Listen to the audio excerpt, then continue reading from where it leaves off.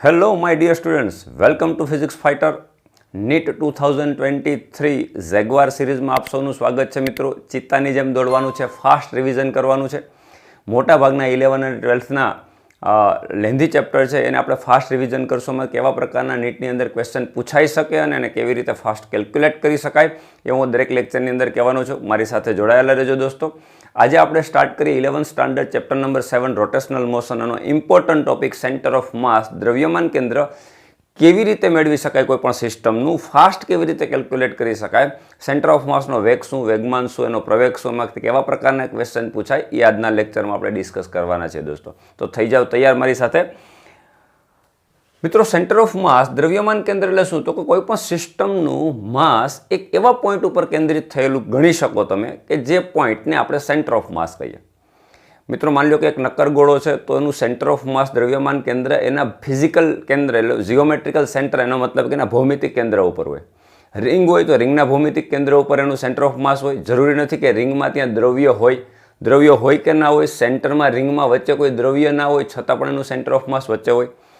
મિત્રો આ centre of mass symmetrical system છે અથવા તો તમારી પાસે કોઈ ચોક્કસ આકારનો પદાર્થ છે તો એનું સેન્ટર ઓફ માસ છે એના ભૌમિતિક કેન્દ્ર ઉપર હોય। પણ એક્ઝામમાં આવું પૂછતા નથી। આવા ઇઝી ક્વેશ્ચન હોય તો કંઈ વાંધો નથી, પણ આવા ઇઝી ક્વેશ્ચન ના હોય ને કોઈ એક સિસ્ટમ આપેલી છે જેનું સેન્ટર ઓફ માસ મેળવવાનું છે તો કેવી રીતે ફાસ્ટ કેલ્ક્યુલેટ કરી શકાય એ આપણે જોઈએ।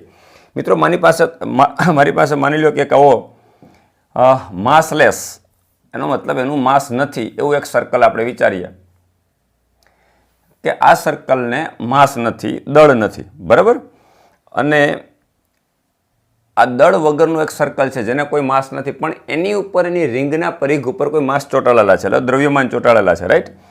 ચલો માની લ્યો કે આની ઉપર આ લોકેશન ઉપર અહીંયા એક દળ છે, અહીંયા એક દળ છે, એટલે કણ મૂકેલા છે 3। આવા 3 કણ મૂક્યા છે। માનો 1 kg છે, આ 2 kg છે અને આ 3 kg છે। આવા 3 દળ મૂકેલા છે તો એનું સેન્ટર ઓફ માસ દ્રવ્યમાન કેન્દ્ર મિડલમાં તો નહીં આવે દોસ્તો, કારણ કે રિંગ છે એક સિમેટ્રિકલ આકાર છે પણ દળ છે જુદા જુદા છે તો એનું સેન્ટર ઓફ માસ મિડલમાં આવશે નહીં। તો મિડલથી એને મતલબ એના સર્કલના સેન્ટરથી કેટલું દૂર છે આવું એક્ઝામમાં પૂછે। સિમ્પલ ફોર્મ્યુલા મૂકો, RCM is equal to M1 R1 plus M2 R2 plus M3 R3 divide by M1 plus M2 plus M3। આ ફોર્મ્યુલાનો યુઝ કરો। R1 R2 R3 શું છે તમને ખ્યાલ છે। ફાસ્ટ રિવિઝનની અંદર બધું ડીપલી કોન્સેપ્ટમાં જવાનું હોતું નથી, બધી જ વસ્તુ તમને ખ્યાલ છે। M1 મીન્સ 1 kg, R1 મતલબ સેન્ટરથી આનો યામ આરની અંદર એક્સ અને વાય બંને ડિમેન્શન આવશે મિત્રો। માની લો કે આ સર્કલની ત્રિજ્યા 1 મીટર આપી દીધી એક્ઝામમાં તો અહીંથી એક્સ ડિમેન્શન 1 કહેવાય તો એક્સ ડિમેન્શન 1 લખશું, વાય ડિમેન્શન છે એની મીન્સ 0 પ્લસ M2 મીન્સ 2 kgનો પદાર્થ આપણે લઈ લઈએ 2 kgનો। આનો એક્સ ડિમેન્શન નહીં આવે મિત્રો, 1 મીટરની રેડિયસ આવશે પણ નીચેની સાઈડ આવશે એટલે -1 વાય ડિરેક્શનમાં આવશે, એક્સિયમ 0 -1 પ્લસ 3 kgનો પદાર્થ છે। આનો એક્સિયમ 1 મીટર છે પણ નેગેટિવ સાઈડ થશે, આની ઓપોઝિટ સાઈડ થશે, આ પોઝિટિવ લીધું આ નેગેટિવ થશે, એનો મતલબ આ -1 થશે। અને વાયયામ તો છે નહીં એટલે 0, કારણ કે આ એક્સ ડિરેક્શનમાં છે, વાયયામ બનશે નહીં સેન્ટરથી આ બાજુ એટલે 0 થશે। મિત્રો નીચે ત્રણેય પદાર્થના દળનો સરવાળો 3 + 2 + 1 એનો મતલબ 6। આનો એક્સિયમ ખાલી આપણે લખીએ દોસ્તો, આનો એક્સિયમ લખીએ 1 × 1 મીન્સ 1, 2 × 0 0, 3 × -1 -3 અને +1, કારણ કે 1 × 1 -3 + 1 -2 એટલે -2 ડિવાઈડ બાય 6 આ એનો એક્સિયમ થશે। વાયયામ 0 × 1 0, ઓકે, 2 × -1 -2, 3 × 0 0, 2 તો 0 થઈ ગયા, 2 × -1 -2 ડિવાઈડ બાય 6 આનું વાય ડિરેક્શન થશે। મિત્રો વાયયામ સાથે વાયયામ પ્લસ કરવાનો, એક્સિયમ સાથે એક્સિયમ પ્લસ કરવાનો, મીન્સ એનો સરવાળો કરવાનો, એમાં માઇનસ હોય તો માઇનસ, પ્લસ હોય તો પ્લસ લેતું જવાનું। 1 × 1 1, 2 × 0 0 થઈ ગયું, 3 × -1 -3 +1 -2 ડિવાઈડ બાય 6, 1 × 0 0, વાયયામમાં 2 × -1 -2, 3 × 0 0 એટલે -2 ડિવાઈડ બાય 6। તો ફાઇનલી આના યામ મળશે -1/3 -1/3। મિત્રો જો RCM ઇઝ ઇક્વલ ટુ આપણને મળ્યું -1/3 -1/3।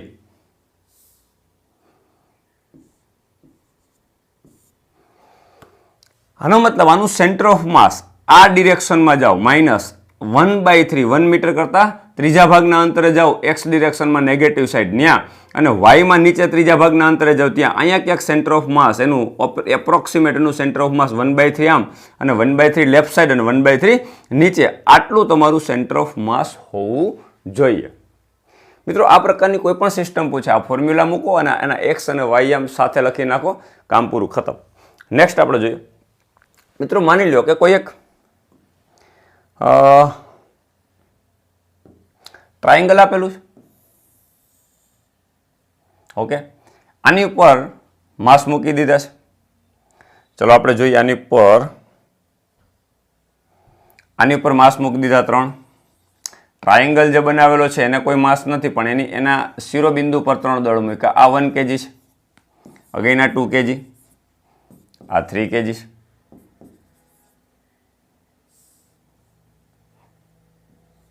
આ 3 kg છે. માની લો કે તમને સેન્ટર ઓફ માસ મેળવવાનું કીધું, એનો રેફરન્સ પોઈન્ટ આપ્યો છે, કયા બિંદુથી સેન્ટર ઓફ માસ ગોતવું. ઓકે, ચલો કીધું કે 1 kgના પદાર્થથી આ તમારો રેફરન્સ પોઈન્ટ છે, અહીંથી મને સેન્ટર ઓફ માસ ફાઇન્ડ કરી દો આ લોકેશન ઉપરથી. એનો મતલબ રેફરન્સ પોઈન્ટ તમારો આ છે. મૂકીએ ચલો, RCM is equal two formula લખી m1r1 plus m2r2 upon m1 plus m2 plus m3, right, સીધું. ચલો આ પહેલા માસ માટે મિત્રો રેફરન્સ પોઈન્ટ અહીંયા છે અને 1 પણ ત્યાં છે, એનો મતલબ થાય કે એનું યામ 0 થશે. એટલે અહીંયા પહેલું સીધું લખશું 1 kg એના યામ x યામ અને y યામ બોથ આર 0 પ્લસ 2 કિલોગ્રામનો પદાર્થ છે એના માટે x યામ આ થશે, આ x યામ આટલું.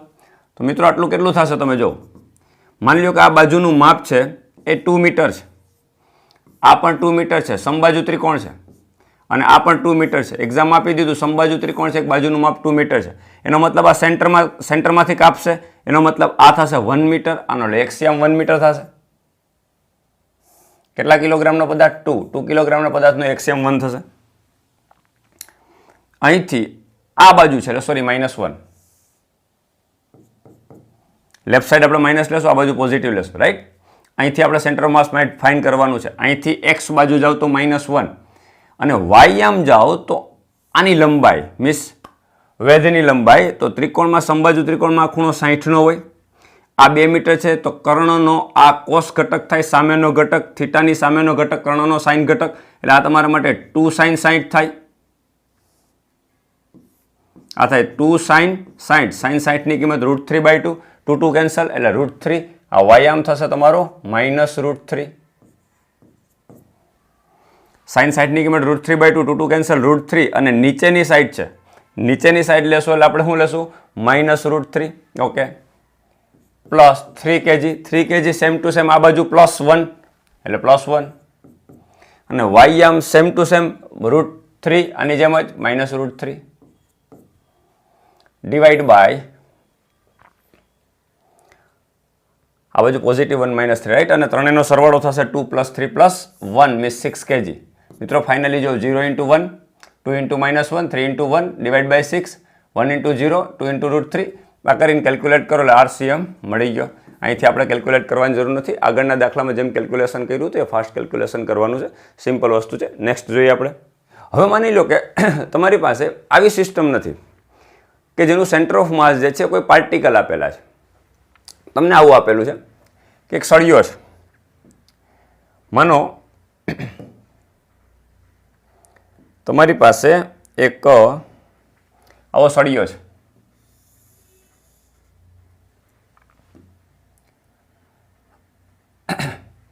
આવો રોડ છે, સળિયો, અને સળિયાનું માસ તમને આપી દીધું m, સળિયાની લેન્થ આપી દીધી ચલો l, આનો માસ એટલે દળ આપી દીધું કેપિટલ M. આનો સળિયો છે, આનું સેન્ટર ઓફ માસ મિત્રો L હોય તો એનું સેન્ટર ઓફ માસ મિડલમાં હોય, આપણને ખ્યાલ છે L/2 જેટલા ડિસ્ટન્સ ઉપર.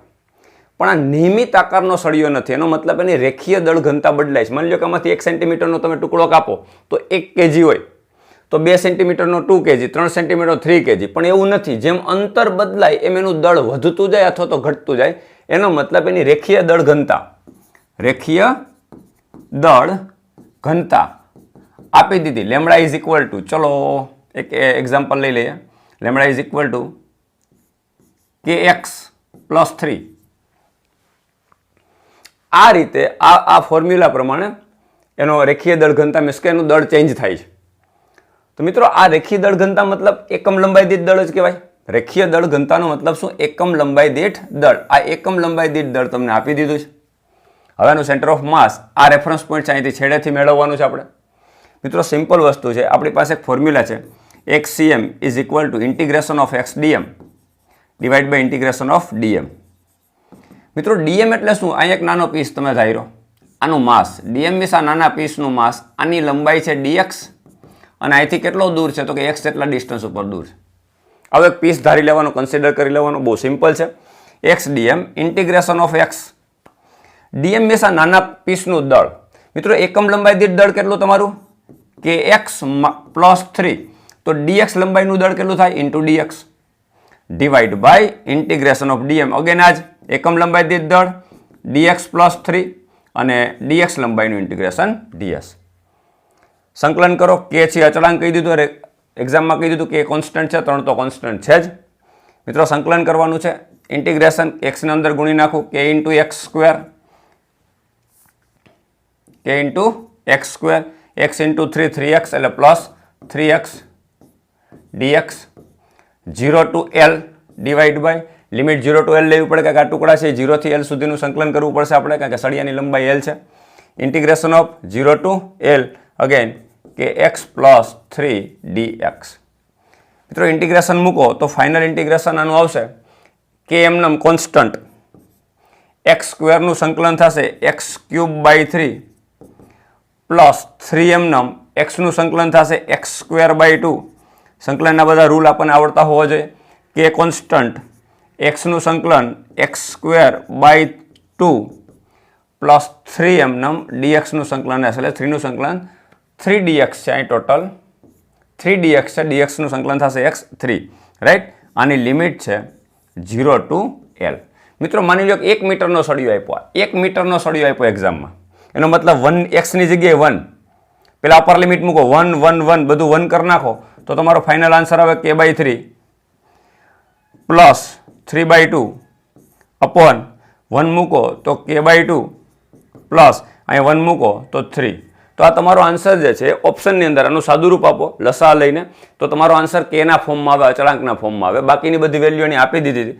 તો આ રીતે તમે સેન્ટર ઓફ માસ ઇઝીલી મેળવી શકો, કેલ્ક્યુલેટ કરી શકો. મિત્રો એક્ઝામમાં ખાલી ધ્યાન રાખો કે આ ફોર્મ્યુલા અલગ હોય, શું ફરક પડે? એક્ઝામમાં ખાલી આ ફોર્મ્યુલા ચેન્જ છે. એક લેમડા ઇઝ ઇક્વલ ટુ એક રેખીય દળ ઘનતાની ફોર્મ્યુલા છે, એ માની લો કે x સ્ક્વેર પ્લસ 2 પ્રમાણે ચેન્જ થાય છે. શું ફરક પડે? લેમડાની જગ્યા મૂકવાનું છે. લંબાઈ જે લંબાઈનો ટુકડો તમે ધાર્યો એની dx ધારી લીધો. એકમ લંબાઈ દીઠ દળ એટલું. રેખીય દળ ઘનતાનો મતલબ એકમ લંબાઈ દીઠ દળ એટલું. તો આનું દળ કેટલું થાય? dx લંબાઈનું દળ કેટલું થાય? એકમ લંબાઈ દીઠ ગુણ્યા dx. આ તમારું દળ થઈ ગયું x ઇન્ટુ x. ફાઇનલી આ ફોર્મ્યુલા આપણી એનસીઆરટીની અંદર જ આપેલી છે અને આપણે મેળવેલી છે, એટલે આની કંઈ અત્યારે ડિસ્કસ કરવાની જરૂર નથી મિત્રો. તો આ પ્રમાણે તમે ઇઝીલી ફાસ્ટ કેલ્ક્યુલેશન કરી શકો. નેક્સ્ટ જોઈએ મિત્રો, માની લો કે તમને આ પ્રકારનું કીધું છે કે ભાઈ સેન્ટર ઓફ માસ છે એવા પદાર્થનું ફાઇન્ડ કરો કે જેની અંદર માની લો કે એક તકતી છે, એક ગોળો છે, એની અંદર એક પીસ કટ કરી લીધું. તો એકદમ સિમ્પલી એને કેલ્ક્યુલેટ કેવી રીતે કરી શકાય? માનો તમારી પાસે એક આવી તકતી છે એમ માની લો ને,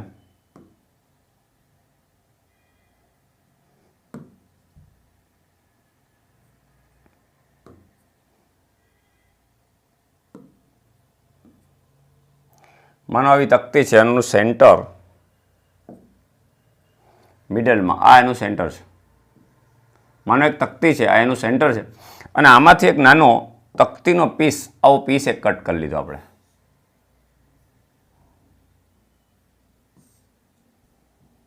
એક નાનો પીસ અહીંથી કટ કરી લીધો જેનું સેન્ટર છે, બીજા કલરની અંદર આપી દે. આવો એક પીસ કટ કરી લીધો તકતીમાંથી, આ એનું સેન્ટર છે,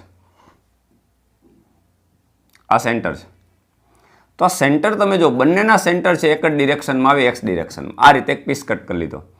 આની કમ્પ્લીટ રેડિયસ r છે, પણ કાપેલો જે ભાગ છે એની રેડિયસ r/3 છે. માનો કે અહીંથી એક પીસ કટ કરી લીધો, તો બાકી બચેલા ભાગનું સેન્ટર ઓફ માસ ક્યાં હોય? પહેલા સેન્ટર ઓફ માસ દ્રવ્યમાન કેન્દ્ર ક્યાં હોય? તો કે મિડલમાં હોય. આપણને ખબર છે નિયમિત આકારની તકતી હોય તો એનું સેન્ટર ઓફ માસ મિડલમાં હોય.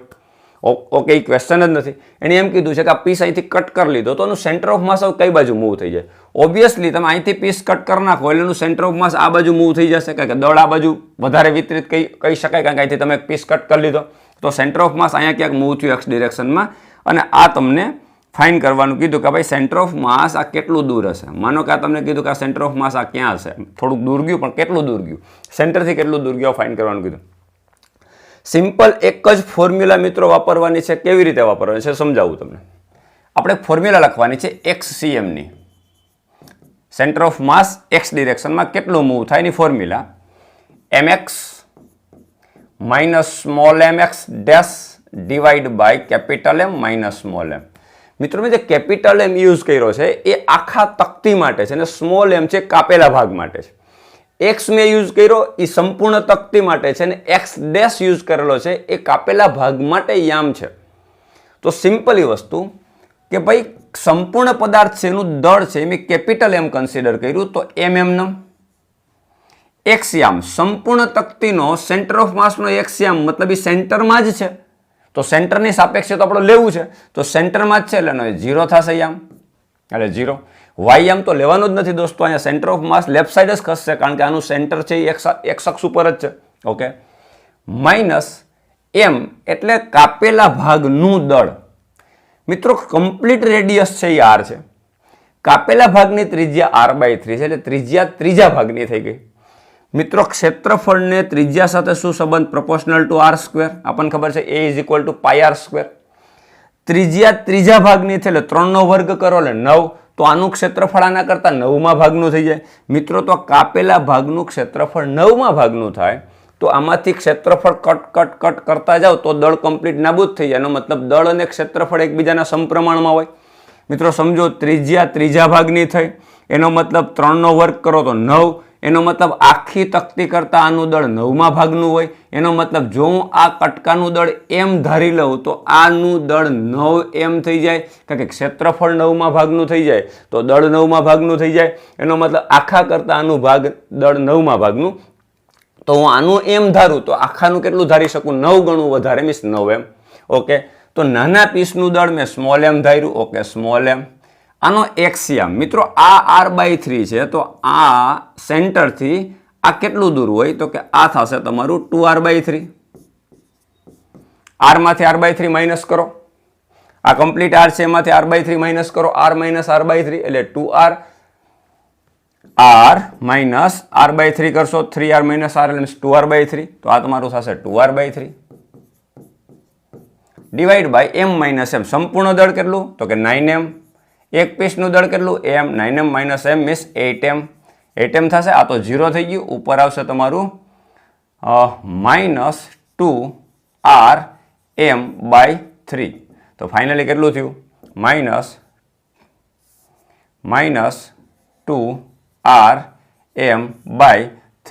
8 × 24 અને m કેન્સલ થઈ જાય. આનો મતલબ માઇનસ 2R ના છેદમાં માઇનસ 2R/24. 12 × 24 એટલે માઇનસ R/12. મિત્રો અહીં તમે જોઈ શકો સેન્ટર ઓફ માસ આ બાજુ R/12 જેટલું ખસી ગયું. માઇનસ નિશાની એ તો બતાવે છે કે તમારું સેન્ટર ઓફ માસ સેન્ટરથી લેફ્ટ સાઈડ ખસી ગયું. કેટલું? R/12. તો અહીંયા તમારો ફાઇનલ આન્સર XCM કેટલો આવશે? Minus R/12. એનું centre of mass left side ખસી ગયું. કેટલું ખસી ગયું દોસ્તો? આનું સેન્ટર ઓફ માસ ખસી ગયું ત્રિજ્યાના 12મા ભાગ જેટલું લેફ્ટ સાઈડ ખસી ગયું. અહીંયા એનું સેન્ટર ઓફ માસ થઈ ગયું. તો એક સિમ્પલ એક જ ફોર્મ્યુલાથી તમારે કરવાની છે, લાંબી પ્રોસેસ નથી કરવાની. આ તમારું સંપૂર્ણ તકતી માટે, આ તમારું જે છે એ કાપેલા ભાગ માટે, અને સંપૂર્ણ દળમાંથી કાપેલા ભાગનું દળ બાદ કરી દો. આ સેન્ટર ઓફ માસ ઇઝીલી મેળવી શકાય. નેક્સ્ટ જોઈએ દોસ્તો. હવે દોસ્તો માનો કે આપણી પાસે આ ટાઈપનો એક ફરીથી એ જ રીતે લઈ લઈએ આપણે. એક રાઉન્ડ પીસ છે, મીન્સ આ રીતની એક ડીશ છે અને ડીશમાંથી આપણે એક આવો સ્ક્વેર ચોરસ પીસ કટ કરી લઈએ. માનો આ છે સેન્ટર છે, આ તકતીની ત્રિજ્યા R છે અને આની જાડાઈને આપણે અવગણીએ છીએ એટલે જાડાઈનું પરિમાણ ધ્યાનમાં લેવાનું નથી. અને અહીંથી આપણે એક સ્ક્વેર પીસ કટ કરીએ. માનો અહીંથી આ ટાઈપનો સ્ક્વેર પીસ કટ કરી લઈએ અને સ્ક્વેરનું સેન્ટર એટલે આ ડાયમેન્શન થશે તમારું r/2. ટોટલ r છે તો આ તમારું ડાયમેન્શન r/2 થશે. આ સેન્ટરમાં આટલો ભાગ આપણે પીસ કટ કરી લીધો. મિત્રો ઓબ્વિયસલી જો આટલો ભાગ તમે કટ કરી નાખશો તો આનું સેન્ટર ઓફ માસ છે નીચે મૂવ થઈ જશે. એનો મતલબ અહીંયા ફોર્મ્યુલા લખશું આપણે YCM is equal to capital M into x minus small m x dash divide by capital M minus small m. હમણાં જ મેં તમને કીધું એમ કેપિટલ M છે એ કમ્પ્લીટ પદાર્થ માટે છે, જ્યારે સ્મોલ m છે કટ કરેલા ભાગ માટે છે. રાઈટ. તો અહીંયા તમારું કેપિટલ M એનો મતલબ આખા પદાર્થનું દળ, એનો મતલબ એની ઘનતા ગુણ્યા કદ લખી શકાય અને કદ બરાબર ક્ષેત્રફળ ગુણ્યા જાડાઈ લખી શકાય. પણ તકતીમાં આપણે જાડાઈને ધ્યાનમાં લેતા નથી, એનો મતલબ માત્ર ક્ષેત્રફળ કન્સિડર કરી શકાય. તો દળ બરાબર ઘનતા માની લો કે મટીરિયલની ઘનતા છે એ સિગ્મા છે એવું માની લઈએ. દળ બરાબર ઘનતા ગુણ્યા કદની અંદર ક્ષેત્રફળ ગુણ્યા જાડાઈ આવે. મિત્રો જાડાઈને ધ્યાનમાં લેતા નથી તો માત્ર ક્ષેત્રફળ. તો આનું ક્ષેત્રફળ કેટલું થશે? πr². કમ્પ્લીટ ડિશનું ક્ષેત્રફળ કેટલું થશે? πr². આ થઈ ગયું તમારું માસ ઇન્ટુ એક્સ. મિત્રો આનું એક્સ કમ્પ્લીટ ડિશ માટે એક્સ યામ, એનો મતલબ એનું સેન્ટર ઓફ માસ ક્યાં છે? તો કે મિડલમાં, અને એ જ આપણો રેફરન્સ પોઈન્ટ છે. એ 0 જ થવાનું છે, પણ આપણે લખીએ તો આપણને ખ્યાલ આવે.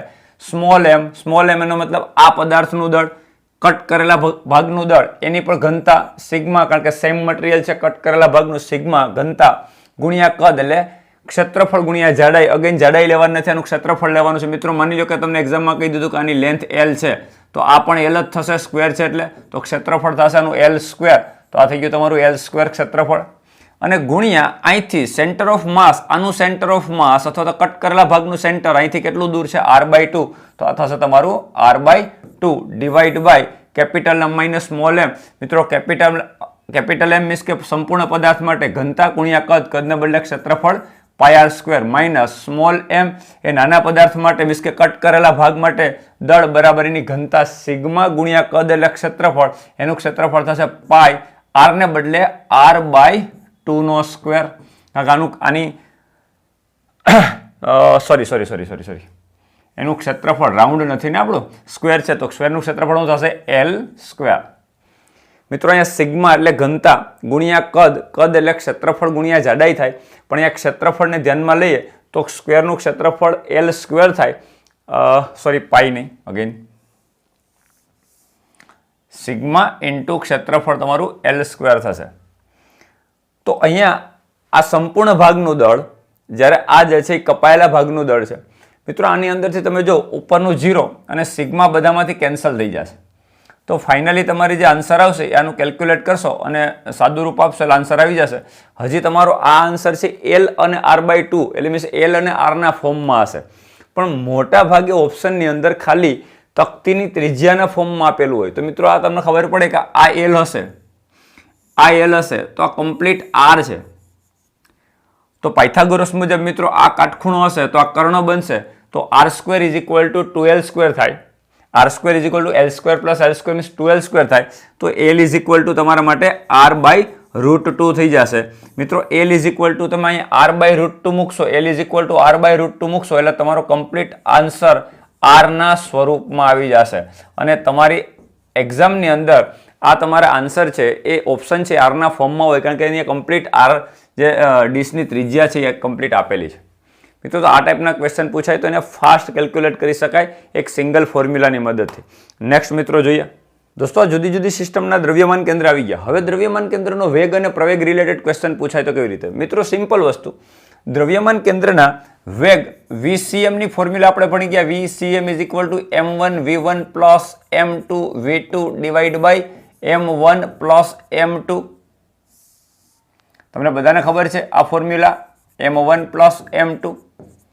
સેન્ટર ઓફ માસની જે ફોર્મ્યુલા આવે એ ટાઈપની ફોર્મ્યુલા મળે છે આપણને દ્રવ્યમાન કેન્દ્રનો વેગ.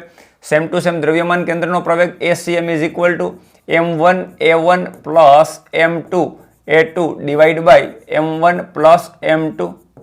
મિત્રો સેન્ટર ઓફ માસનો દ્રવ્યમાન કેન્દ્રમાં પ્રવેગ ત્યારે જનરેટ થશે જ્યારે દ્રવ્યમાન કેન્દ્ર ઉપર બહારથી કોઈ ફોર્સ લાગતો હશે. જો દ્રવ્યમાન કેન્દ્ર ઉપર કોઈ બાહ્ય બળ લાગતું નહીં હોય તો દ્રવ્યમાન કેન્દ્રનો પ્રવેગ 0 થશે અને દ્રવ્યમાન કેન્દ્રનો વેગ અચળ રહેશે. અને એ અચળ વેગ આ ફોર્મ્યુલાની મદદથી તમે મેળવી શકો m1v1 + m2v2 divide by m1 + m2 ની મદદથી. મિત્રો એક એક્ઝામ્પલ લઈએ. માનો કે તમારી પાસે આવા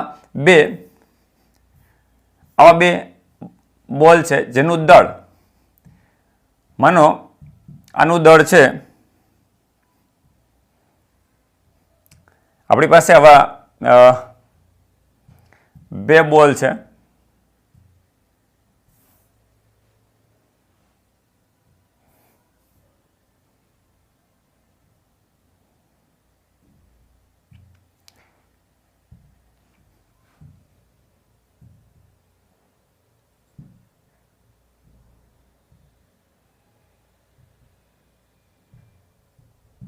ઓકે, આ બંને બોલ છે.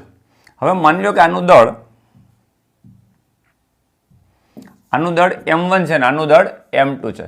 શરૂઆતમાં બંને સ્થિર સ્થિતિમાં છે. મિત્રો બેના દળ સરખા છે, એનો મતલબ આનું સેન્ટર ઓફ માસ બરોબર મિડલમાં ક્યાંક હશે. અહીંયા આનું સેન્ટર અહીંયા છે, આનું સેન્ટર અહીંયા છે, સેન્ટર ઓફ માસ મિડલમાં છે. માની લો કે આ બંને વચ્ચેનું અંતર x છે, તો આનું અંતર x/2 અને આ અંતર પણ x/2. આ ડિસ્ટન્સ ઉપર એનું સેન્ટર ઓફ માસ હશે. આ સેન્ટર ઓફ માસ છે.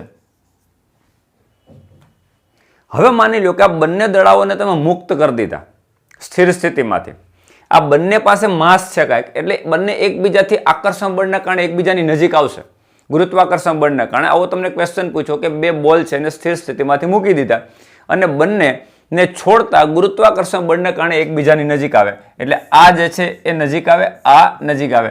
માની લો આનો વેગ છે v1, આનો વેગ છે v2 વેગથી ગતિની શરૂઆત કરે છે અને ગુરુત્વાકર્ષણ બળને કારણે આવે. મિત્રો ગુરુત્વાકર્ષણ બળના કારણે આવે છે એનો મતલબ એની પર એક ફોર્સ લાગે છે, એટલે પ્રવેગ જનરેટ થાય છે. મિત્રો સ્વાભાવિક છે કે આ બોલમાં કંઈક પ્રવેગ હશે, આ બોલને પણ કંઈક પ્રવેગ હશે. હવે જો બંને ગુરુત્વાકર્ષણ બળને કારણે નજીક આવે એટલે પ્રવેગ જનરેટ થાય, એનો વેગ બદલાતો હોય, કોન્સ્ટન્ટ વેગ રહેશે નહીં. ઓકે, તો બંને પ્રવેગિત થાય છે. પણ આખી સિસ્ટમ ઉપર, સિસ્ટમના સેન્ટર ઓફ માસ ઉપર કોઈ બળ લાગતું નથી, એક્સટર્નલ ફોર્સ લાગતું નથી. બંને પદાર્થ એકબીજાના બળથી, મીન્સ આંતરિક બળોને કારણે આ આની ઉપર બળ લગાડે, આ આની ઉપર બળ લગાડે અને એકબીજાને આકર્ષણ બળથી નજીક આવે છે. એથી આ સિસ્ટમના દ્રવ્યમાન કેન્દ્ર ઉપર કોઈ ફોર્સ લાગતું નથી. તો શરૂઆતમાં બંને બોલ સ્થિર હતા ત્યારે આ સેન્ટર ઓફ માસનો વેગ vcm = 0 હતો. તો હવે પણ સેન્ટર ઓફ માસનો વેગ 0 જ રહેશે, અચળ રહેશે, બદલાશે નહીં. એક્ઝામમાં તમને ગમે એ વેલ્યુ આપી દે, ગમે એટલો ક્વેશ્ચન લેન્ધી કરવાનો ટ્રાય કરે, ઘણી બધી વેલ્યુ આપશે, પણ જ્યાં સુધી એના સેન્ટર ઓફ માસ દ્રવ્યમાન કેન્દ્ર ઉપર કોઈ એક્સટર્નલ ફોર્સ નહીં લાગે, બાહ્ય બળ, ત્યાં સુધી આનો વેગ અચળ રહેશે. શરૂઆતમાં કેવો વેગ હતો? 0, તો 0 રહેશે. માની લ્યો કે કોઈ એક પદાર્થ છે અને એને આપણે આમ ઘા કરીએ, તો ચલો એક નાનો એક બોમ્બ છે એમ વિચારીએ. આ બોમ્બ છે ને તમે આમ ઘા કર્યો. હવે આ બોમ્બ અહીંથી બ્લાસ્ટ થાય છે, અહીંથી બ્લાસ્ટ થાય, નાના જુદા જુદા પીસ થાય છે. તો આ બોમ્બ છે એને ગોળ ગણી લે, એનું સેન્ટર ઓફ માસ અહીંયા હતું, એનું સેન્ટર ઓફ માસ આમ ગતિ કરતું હતું. એનો મતલબ એનો ગતિપથ કેવો હતો? પર્વલય. એનો ગતિપથ કેવો હતો? પર્વલય. એનો વેગ 0 નહોતો, ઓલરેડી કંઈક વેગ સાથે ગતિ કરતું હતું, એનું સેન્ટર ઓફ માસ. હવે જ્યારે બ્લાસ્ટ થાય એટલે એના જુદા જુદા ટુકડાઓમાં વિભાજિત થાય, પરંતુ એનું સેન્ટર ઓફ માસ ઉપર કોઈ એક્સટર્નલ ફોર્સ ન લાગતું હોવાથી મિત્રો એનો શરૂઆતનો વેગ જેટલો હોય એટલો જ રહેશે અને શરૂઆતનો એનો જે ગતિપથ હતો સેન્ટર ઓફ માસનો એ જળવાઈ રહેશે. શરૂઆતમાં ગતિપથ કેવો હતો? તો કે પર્વલય. તો હવે ટુકડાઓ એવી દિશામાં ગતિ કરશે કે સેન્ટર ઓફ માસ આ રીતે પર્વલય આકાર ઉપર ગતિ કરતું રહેશે, એટલે એનો ગતિપથ જળવાઈ રહે. મિત્રો આપણે આ કેસની અંદર સેન્ટર ઓફ માસ ગતિ કરતું જ નહોતું, એનો વેગ 0 હતો, તો હવે એનું સેન્ટર ઓફ માસનો વેગ 0 જ રહેશે ગતિ કર્યા બાદ. પણ ક્વેશ્ચન એ નથી, માનો કે એક્ઝામમાં ક્વેશ્ચન એ પૂછે તો કાંઈ વાંધો નહીં, સેન્ટર ઓફ માસનો વેગ 0 રહેશે કારણ કે એક્સટર્નલ ફોર્સ નથી લાગતો. પણ તમને એક્ઝામમાં એમ પૂછે કે ભાઈ આ બોલનો પ્રવેગ a1, કંઈક વેલ્યુ આપી a1 = 1 મીટર/સેકન્ડ સ્ક્વેર છે. બંનેના દળ આપી દે, વેલ્યુ આપી દે, 1 kg 2 kg વોટેવર. તો આ બોલનો પ્રવેગ A2 ફાઇન કરો, મેળવો. તો મિત્રો સિમ્પલ લોજિક છે, કંઈ એટલે કંઈ નથી, આ ફોર્મ્યુલા મૂકી દેવાની. મિત્રો સેન્ટર ઓફ માસનો વેગ અચળ રહેવો એનો મતલબ એનો પ્રવેગ 0. પ્રવેગ 0 એનો મતલબ આને કરી દો 0. તો આ મુજબ તમે જો તો ACM is equal to 0, 0 is equal to M1 A1 plus M2 A2 divide by M1 plus M2. મિત્રો 0 ના નિયારે મલ્ટીપ્લાય કરશો 0 થઈ જશે. આનો મતલબ આમ કહી શકાય M1 A1 plus M2 A2 is equal to 0. Okay, એક ઓબ્જેક્ટનો પ્રવેગ આપી દીધો, એક પદાર્થનું દળ આપી દીધું, બીજા પદાર્થનું દળ આપી દીધું, તો ફાઇનલ બીજા પદાર્થનો પ્રવેગ આ ફોર્મ્યુલાની મદદથી મેળવી શકાય. બંને પદાર્થ એકબીજા સાથે પ્રવેગી ગતિ કરીને એકબીજાથી આકર્ષી બળને કારણે આવે છે નજીક, પણ સેન્ટર ઓફ માસ ઉપર કોઈ ફોર્સ લાગતું નથી મિત્રો. એટલે સેન્ટર ઓફ માસનો દ્રવ્યમાન કેન્દ્રનો પ્રવેગ 0 થાય છે. એ 0 મૂકી દેશો એટલે તમને આ ચાર ભૌતિક રાશિ જોવા મળશે, મીન્સ આ ફોર્મ્યુલા જોવા મળશે. આમાંથી તમને બંનેના દળ અને એકનો પ્રવેગ આપી દીધો હોય તો તમે બીજા પદાર્થનો પ્રવેગ શોધી શકો. બહુ સિમ્પલ વસ્તુ છે મિત્રો. હવે નીચે એ સિવાયનું એક એક્ઝામ્પલ લઈએ. માનો તમારી પાસે આવી એક પુલ્લી છે,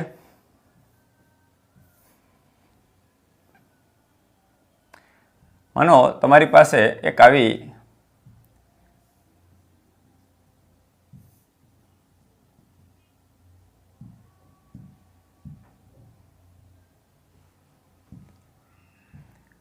પુલ્લી છે અને પુલ્લી ઉપર આ રીતે એક દોરી થી બે માસ અથવા તો બે દળ લટકાવી દીધા. ચલો આનું દળ છે 3 kg છે અને આનું છે 1 kg છે. મિત્રો તો આ સિસ્ટમ ઘર્ષણ રહિત પુલ્લી ઉપરથી એક દોરી લટકાવીને બે દળ લટકાવી દેશો તો કેટલા પ્રવેગ સાથે આ સિસ્ટમ ગતિ કરે ઓલરેડી આપણે 5મા ચેપ્ટરમાં ભણી ગયા છે મિત્રો. આ સિસ્ટમનો પ્રવેગ A is equal to M2 minus M1 divide by M2 plus M1 into G થાય છે. ઓલરેડી આપણે ભણી ગયા છે. બંને દળની બાદ બાકી મીન્સ મોટા દળમાંથી નાનું દળ બાદ કરો 3 - 1 is equal two 2. 3 + 1 is equal two 4. 3 - 1 3 + 2 4 એટલે 3 - 1 2/4 અને G ઇઝ ઇક્વલ ટુ 10 લઈ લે 9.8. તો મિત્રો આ થઈ ગયું તમારું 20/4. 20/4 એટલે 5 એટલે A is equal to 5 metre per second square થયો. મિત્રો આ સિસ્ટમનો પ્રવેગ છે, દ્રવ્યમાન કેન્દ્રનો પ્રવેગ નથી. એક્ઝામમાં તમને પૂછી લીધું કે દ્રવ્યમાન કેન્દ્રનો પ્રવેગ શોધો. આ સિસ્ટમના દ્રવ્યમાન કેન્દ્રનો પ્રવેગ કેટલો? મિત્રો આ બ્લોક નીચેની તરફ A જેટલા પ્રવેગથી ગતિ કરે, આ બ્લોક ઉપરની તરફ A પ્રવેગથી ગતિ કરે. આનો પ્રવેગ આનો પ્રવેગ વિરુદ્ધ દિશામાં છે, બંનેના પ્રવેગ સરખા જ છે. કેટલા છે તો કે 5 મીટર પર સેકન્ડ સ્ક્વેર. તો સેન્ટર ઓફ માસનો પ્રવેગ ACM is equal to M1 A1 plus M2 A2 divide by M1 plus M2. આ ફોર્મ્યુલાથી મેળવ્યો તો M1 મીન્સ પહેલા પદાર્થનું દળ આપણે M1 કોને કીધો તો કે 1 kg ને, આનો મતલબ 1. આનો પ્રવેગ ઉપર તરફ છે, ઓકે, આ પ્રવેગ નીચે તરફ છે. ચલો એવું માની લે કે આ નીચે તરફ પ્રવેગ છે ને પોઝિટિવ લઈએ અને ઉપર તરફના પ્રવેગને નેગેટિવ લઈએ. કહેવાનો મતલબ છે સિમ્પલ, અહીંયા તો બેનો સરવાળો છે, બંને વચ્ચે નિશાની પ્લસ છે, પણ કહેવાનો મતલબ શું થાય કે જે બાજુ પ્રવેગ તમે ધારો કે તમે નીચેની સાઈડને તમે પોઝિટિવ લીધી તો ઉપરની સાઈડને તમારે નેગેટિવ લેવી પડે ઓબ્વિયસલી. તો નીચેની સાઈડ પોઝિટિવ તો 3 કિલોગ્રામનો પદાર્થ એ જેટલા પ્રવેગથી નીચે આવે, એનો મતલબ થાય 5 મીટર પર સેકન્ડ સ્ક્વેરથી નીચે આવે. તો આ બેની બાદબાકી કેટલા માટે થઈ જશે? એકનો પ્રવેગ પોઝિટિવ સાઈડ છે, એકનો પ્રવેગ નેગેટિવ સાઈડ છે, બંને એકબીજાની વિરુદ્ધ છે.